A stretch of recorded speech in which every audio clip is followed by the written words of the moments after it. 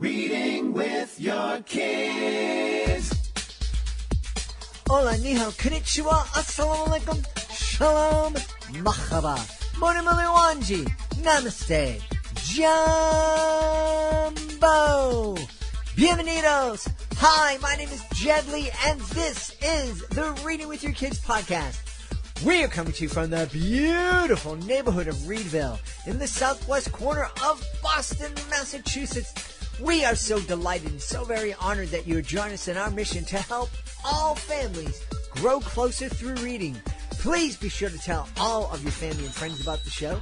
Please be sure to subscribe to the show on the iHeartRadio app, on Spotify, Apple Podcasts, Amazon Music, Stitcher Radio, wherever you find your podcast. Join us right now from the great state of Washington. Our guest is here today to talk to us a little bit about something a little bit different. It's a tool that can really help make learning fun for you and your kids. Please welcome to the show the creator of Boom Cards, Mary Oemig. Hey, Mary, how are you? Oh, thank you, Jedley. I'm great. It's a wonderful, naturally overcast morning here in the Puget Sound.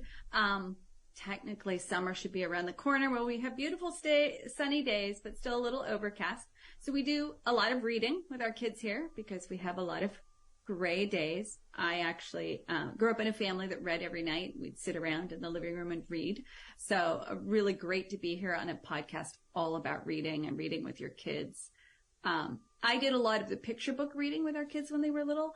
And my husband, who's my co-founder, he has taken over the novel reading. I confess, my voice gets tired, and the kids will do like 3-4 chapters a night. So he's got the stamina for the long chapter books. I was more the learning to read, but I enjoy reading with kids and sharing books with them and talking about them afterwards as they've gotten older. Well, I can certainly relate to you. I made the mistake. It wasn't a mistake. I just didn't realize what I was getting into. When my son was 6, I think, I read him the first Harry Potter novel. And I didn't realize when I made the promise and before we get the book that it was like 9,000 pages long. But we get through it, and evidently it inspired him because he said, yeah, Pop, I get the rest of the books on my own. And we had the same experience. Our oldest was kind of a reluctant, independent reader. And so we read him the first one, and he was into it. So we read the second, and I was reading ahead because I'm like, I think it gets darker. So I can't remember whether it was book 5. I think it was book 5. I had read ahead, and I'm like, I think you need to be a little older because he was 7 at the time for this one. So I'm like, we're going to let you be a little older before we read this to you. So he just took it and read it himself. So he made that leap from kind of reading very second grade books to reading the 5th book of Harry Potter overnight because he was motivated. So I was so torn internally. So I'm like, well, now we have to talk about these heavy topics and what they mean. But, you know, this is perfect. And we're going to get into Boom Cards in a minute, I promise you. But this is something that I learned taking a media literacy class when my kids were in elementary school. And it was actually taught, I was really surprised, it was taught by a Catholic nun who... And I expected her to be all about, no, don't you let your kids read this and don't let them listen to that. And instead she said, don't try to ban anything because you're not going to be successful. Instead, talk about whatever your kids are reading. And oh, absolutely. Absolutely. It's all about being ahead of your kids. I mean, I try to read what my kids are reading so that I know what conversations we should be having. And I really think that is the best approach to books is read what your kids are reading. If, my husband, there's some books my kids love that he just cannot bring himself to read, but he gets an audiobook and he listens to them on 2x because he likes them at high speed, which drives me nuts. But he knows what they're reading and he can talk about it with them.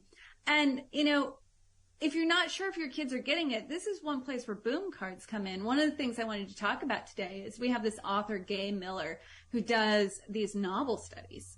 So she'll create novel studies for various books. And one she did was, we all know that because of Winn-Dixie, the movie came out, right? So a lot of schools were reading and stuff. So she has a whole novel study on because of Winn-Dixie. They're set up by chapters, so she'll do 2 chapters per boom cards. And she has great little materials on your comprehension. Did you understand what you're reading? So I've got one in front of me. She'll be like, is missionary used correctly in this sentence? And the missionary performed the wedding ceremony in his hometown of Jacksonville. And you say yes or no. I haven't read the book, so I don't know the answer. Whoops.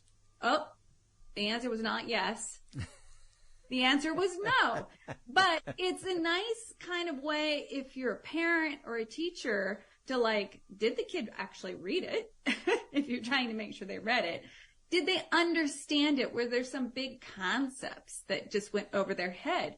So I love those as a way to be a companion. And with the interactivity, it's a little bit more fun than doing, one of those ones the schools tend to buy that are a little more dry. Yeah. So you get that feedback. And it's crazy how much people love the feedback. So I'm going to read another question just so we can experience the feedback again. Sure. So, is missionary used correctly in this sentence? Susan and Dave are traveling with a group of missionaries to do dental work. Have you read the book? Do you know the correct answer? I haven't read the book, and I can't imagine I'd let missionaries do dental work on me. All right, so we're going to say no and hope we get the ting. Okay. Whoops. We got the whoops. But kids love the whoops. Some kids go choose all the wrong answers on purpose, which is its own little kind of interesting quiz of their abilities. But now we're going to get it right. Ting! And kids love the ting. So there's this kind of like auditory feedback that rewards you for working to try to get the right answer. And you can't move on till you get it right.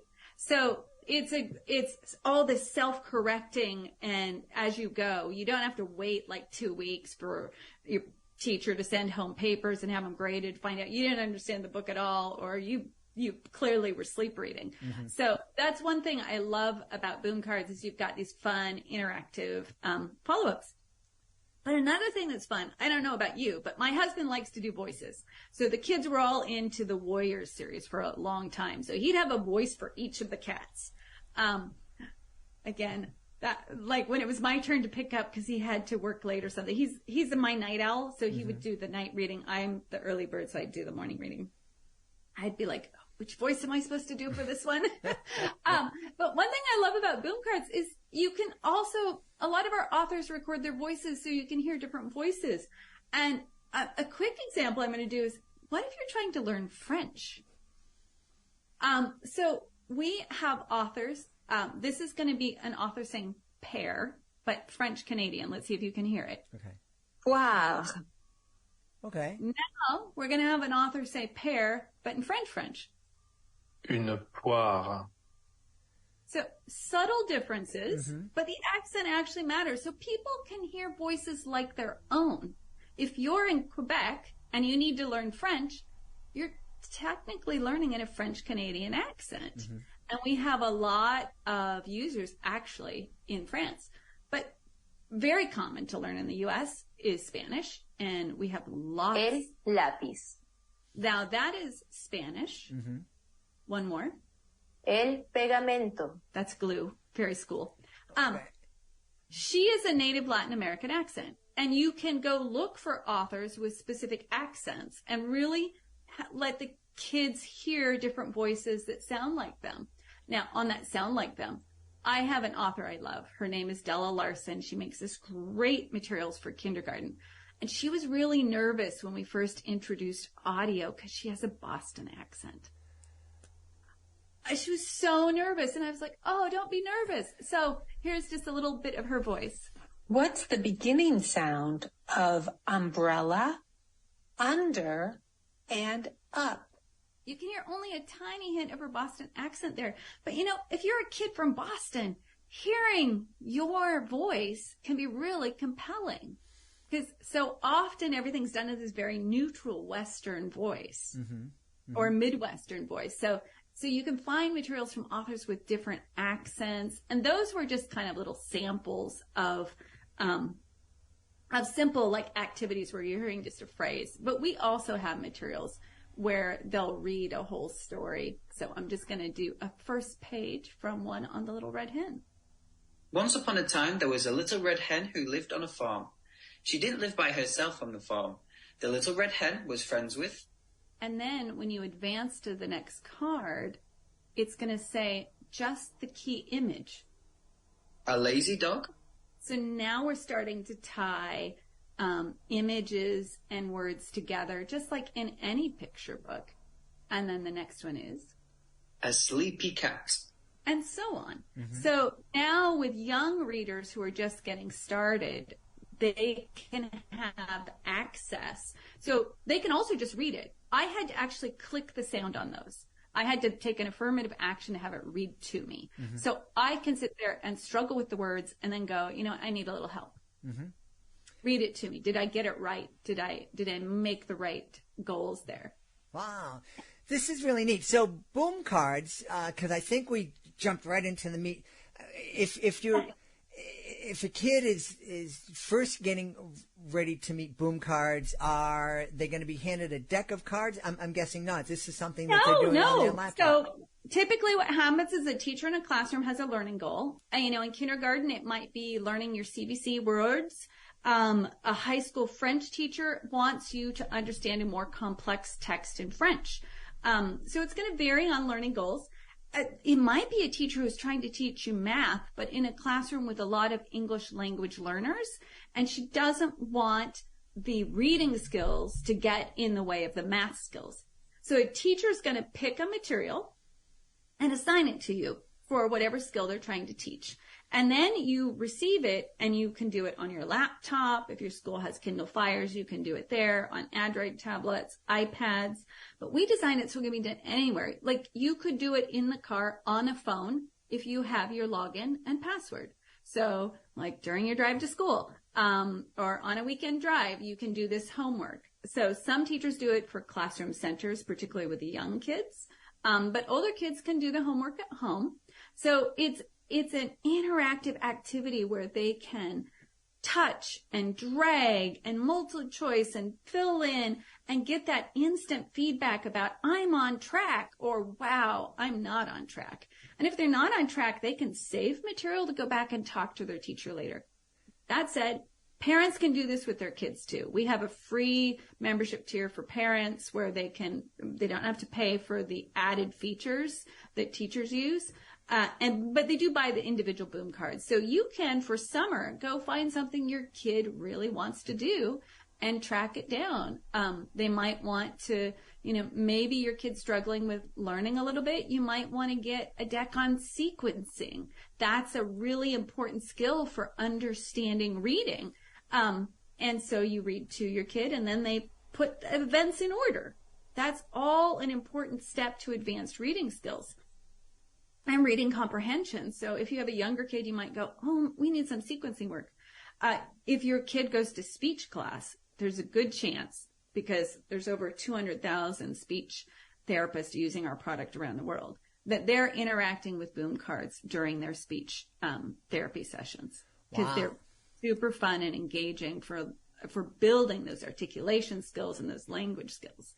It sounds like something I might have been using back in the day when I was in kindergarten, first grade, because I had, as we say here in Boston, I had this wicked bad speech impediment, and it was a big challenge. So boom cards, so you have these decks of cards that have been created by you and your team. And we call them decks because we started with this concept of task cards, which were little physical desks that kids were using, and we turned that into electronic interactives. But they're decks only in that they're really games. Mm-hmm. What we created was a platform for any teacher, any parent really, to create an interactive mini game without needing to know how to code. Well, that's one of the things I wanted to ask you. So this is something where if my kid is reading a book by one of the self-published authors that we've had here on the show, and Absolutely. It's not something that you would have been aware of, and that parent is able to go on and create a lesson using your technology that the kid can then use to make sure that they're comprehending this new work. Absolutely. And we actually have a number of self-published authors who create boom card accompaniments to their books. So they'll even indicate how to get the boom cards in the back of their book that go with the book. So we have a number of those authors building on our platform who will have information on how to go get the companion boom cards to go with their book. Well, that's really neat. So just real quickly, because we do have lots of authors on listening to the podcast. If an author is interested in doing that, do they need to get any kind of permission from you to use this, or can they just go on and start creating and make their readers They can aware just go on and start creating. And so they can start with our free version that lets you make up to 5 decks, so they can test it out, try it out there, see if they're ready. And when they're ready to publish, they will have to purchase our publisher membership. It is $50 a year. Most of our authors make that back. And then you can publish to the store. You can put QR codes in the back of your book about how to go find it, your boom cards description, and purchase it for your own use at home with your kids or for a teacher in a classroom. Teachers just love the platform, and kids are crazy fond of it. We have a teacher who joined us in our company, and she's like, when I started with you, I thought all this bit about kids loving boom cards was hyperbole. And we allow the teachers who work for us to use the boom cards in their tutoring businesses so we can get feedback about how the platform is working. And she said, I've been using it with my students, and like, they beg for it. They really do love it. They really do want more of it. She uses it as an incentive to get them to do tasks. And so it's engaging. It's a platform that was designed for kids who were kind of in 2 places at once. They might be, really ahead in their thinking in one place, but slower to come along in other areas. Kind of like my son wanting to understand Harry Potter at 7, but not quite ready to like make the leap to reading that kind of text. So with those kids, they like multifaceted learning. They like the engagement. They like the interactivity. We're still in an era where, these kids are just growing up on screens. So we're trying to get them reading. It is on a screen, but with some supports and interactivity, and finding reading engaging. This sounds, one of the things that I've become aware of is this idea of gamification. Yes. Yeah, and we designed with a little gamification underneath. Well, that's what I was going to say. It's like there's a part of me that's kind of annoyed by it because I'm almost 100, and it's like, why can't you just go and do the stuff? You don't need a game. But I'm finding myself, there's a lot of apps that I use. The upright, the bike, the cheap Peloton that I use has a kind of gamification thing, and there are a couple of other apps, exercise apps that I use.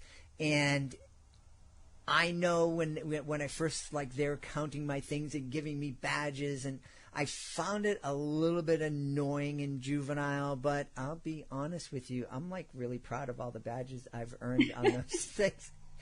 And we have badges for the kids to earn as they interact with it more.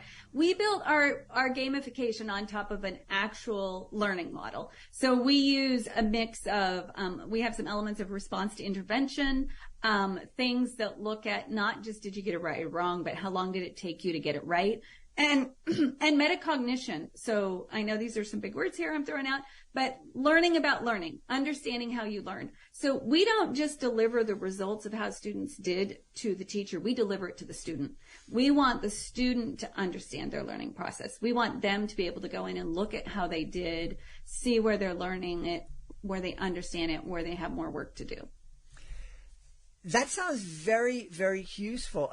And again, going back to when I was a kid, I remember we had these things called SRA kits, and they're basically just learn at your own pace. And if you were really fast, you could go on and you'd be able to grade it yourself, and you'd be able to see where you made your mistakes, where you didn't make your mistakes, and then just go on. And I love those. And this absolutely supports that kind of learning experience in the classroom. Teachers can have a material they can have a kind of a selection of material, and they can have different selections for different kids. So you can have kind of a bucket that's for your big group, and then you might have a couple of kids who are very advanced, and so you're giving them a slightly different bucket of stuff, and they can still self-select from in that bucket.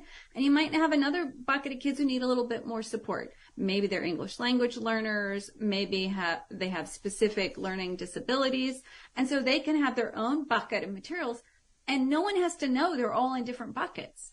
They all get the bucket that's just right for them. Yeah. And that's what school should be. Yes, you know, absolutely. One of the things that we've talked about here in the podcast repeatedly is, my wife's a special education teacher, and every single one of her students had an IEP. And so there were specific things that they were working on. And in the IEP and in her approach to teaching, she understood that each one of her kids learned differently. So she was able to tailor her lessons for the individual kids. That's something I think that should be applicable in every classroom, because every kid learns differently, and every kid is going to respond to different stimuli, and they have different interests. And why aren't we doing that?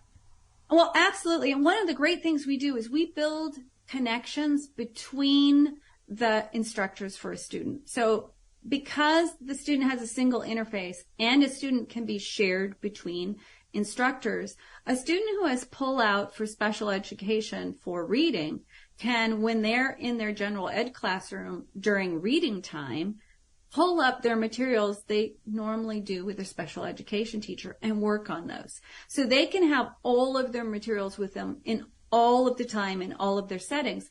And when they're in special education, if they were struggling with a math work, they can pull it up together. And maybe the struggle wasn't about the math, it was about the word problem and the reading comprehension about the word problem.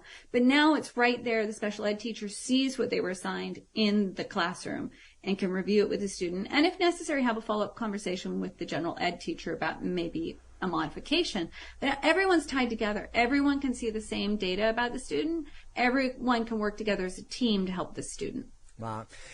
Well, it sounds fascinating. It sounds, from what you were telling me about the cost for the publishers, it sounds very affordable. I think you said it was $50. I mean, that's... Yeah, $50 to publish, and that's an annual cost. And we have programs for schools. We do encourage schools to buy as a school because they all get to share all the students that way.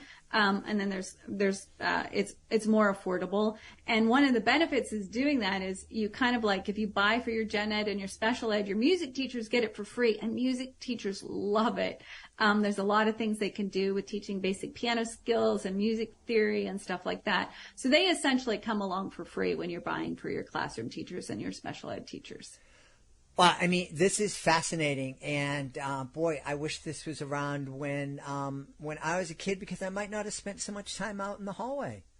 Oh, absolutely, absolutely. The idea is to keep the kids engaged, interested, motivated, wanting to learn. I have a couple kids I still struggle with, but one of them today is like, "Can I do boom cards? You have boom cards up. Can I do some?" I'm like, "Yes, let's pick some out for you when you get home." Yeah, cool. Hey, Mary, I know that there's a lot. I think we only scratched the surface, and I know Absolutely. Carrie's probably sitting there going, "But you should ask this and that." But we'll get to that. But in the meantime, where can people go to learn more about boom cards and all the really great stuff that's going on? Yeah, if you want to just learn more, you're not ready to dive in, I want to recommend that you head over to info.boomlearning.com, and there you can learn a little bit more about us. But if you're just one of those people who likes to dive in, and I have to confess, I'm that kind of person, it's wow.boomlearning.com. If you have questions, particularly if you're a publisher, you can reach Kari at boomlove@boomlearning.com, and she can have her team direct you to some supports to getting started. But wow.boomlearning.com is where our store is, where you can see what kind of materials are available for students to interact with, and just poke around and explore. We have 4-card digital interactive previews for every deck on the platform, so you can play before you buy. This has been fascinating. I really want to encourage folks to check it out. You know, we talk about education and that we need to take a new approach to education. I think the pandemic taught us that. Yes. Boy, Mary, I'm probably going to be preaching to the choir here. One of the things that drove me crazy as my beautiful wife was struggling to learn how to use Zoom. You know, when they were told, okay, you got to teach your class. When teachers went from teaching in the classroom and then needing to go online, and all they did is try to do the same thing they were doing in the classroom over the laptop. And I'm like, no, you can use technology. No. And it wasn't the individual teacher's fault. It was the systems and the way it was set up. And, absolutely. And unless, we took off like crazy because we had people who were using us and really quite fond of us beforehand. And they told all their friends. And it really, for special educators and speech language pathologists in particular, it was a lifesaver when they went to virtual because they were able to keep those kids engaged and learning when a lot of them were checking out. But we still, I have a senior graduating this year, and I can tell that he's a pandemic kid. Mm-hmm. There are just some learning habits that are different than what I would expect from a senior. And he's going to go off to college. He's going to do fine. But I've been like, can we do a gap year? I just kind of feel like there's a few more skills you need to master before we go off to college. Yeah. Wow, this has been fascinating. I really want to encourage everybody to check out Boom Cards. They can go to boomlearning.com. Absolutely. Boomlearning.com. Kids can actually go straight to boom.cards if they already have an account. But for adults, they go to boomlearning.com. They can check out what we have. And it's great even as a parent to work with your kids, and you might even find something you love. I like, Greek and Latin root words from time to time, and I just go play some to test my knowledge. We've had a really great time speaking to the creator of Boom Cards, Mary Oemig. Hey, Mary, thanks so much for being with us. Absolutely. Thank you. We hope you've enjoyed this episode of the Reading with Your Kids podcast and will join us for the next exciting episode. If you want to make sure you don't miss a second of the show, please be sure to subscribe to the show on the iHeartRadio app, on Spotify, Amazon Music, Apple Podcasts, Stitch Radio, wherever you get your podcasts. And also be sure to visit readingwithyourkids.com and download your copy of the Reading With Your Kids online magazine. It's free. It's available at readingwithyourkids.com. Just click on our blog. Before we go, I want to make sure that I give a big thank you to my team: Fatima Khan, Rory Grady, Madison Dairies, Soji Franklin, Monica Rivera Sosa, Ann O'Leary. I want to give a big thank you to my beautiful wife for all the support she gives me, and most of all, we all want to thank you. Thank you so much for taking the time to join us today, and as always, thank you so very much for taking the time to make the world a better place by reading with your kids. I'll be looking for you in the next edition of the Reading with Your Kids podcast.